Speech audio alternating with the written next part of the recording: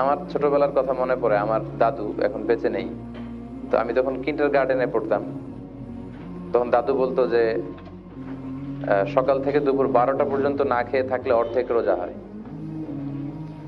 তো এইভাবে 2 দিন না খেয়ে থাকলে 2টা মিলে একটা রোজা হয়।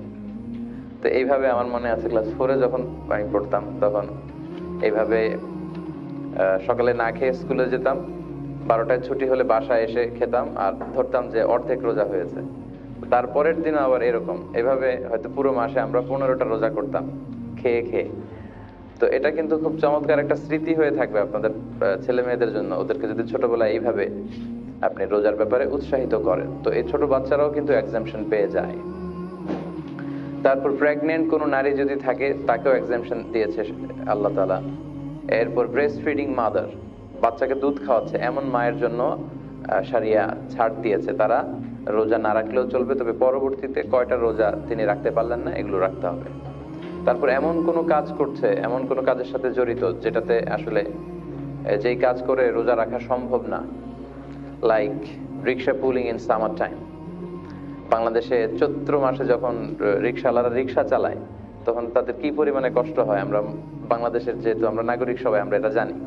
তারপর স্টোন ক্রাশিং এ যারা কাজ করে, আয়রন ফ্যাক্টরিতে কাজ করে, তারপর অ্যারাব ওয়ার্ল্ডে যারা ডেজার্টে কাজ করে, মরুভূমিতে সম্ভব না তাদের পক্ষে রোজা রাখা, ডিহাইড্রেশনের কারণে মারাই যাবে। মানে they should try their level best to fast. তারা সর্বোচ্চ চেষ্টা করবে রোজা রাখার। যদি কোনো কারণে এমন হয় যে রোজা রাখার কারণে প্রাণ নাশের হুমকি, অসুস্থ হয়ে পড়বে, মারা যাবে, তাহলে শরিয়া কিন্তু এদেরকেও ছাড় দিয়েছে। তাদের রোজা রাখার চেষ্টা করতে হবে, অথবা এমন কোনো কাজ খুঁজে নেওয়ার চেষ্টা করতে হবে যেই কাজ করে সে রোজা রাখতে পারবে।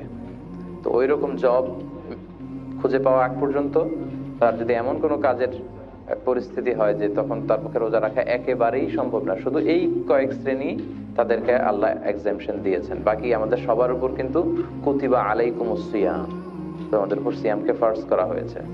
এবং অন্য আয়াতে আল্লাহ বলছে যে ফামান শাহিদা মিনকুমুশ শাহরা ফালিয়াসুমহু, যারা এই পবিত্র বরকতের মাসটি পায় তারা যেন রোজা রাখে, তারা যেন সিয়াম পালন করে।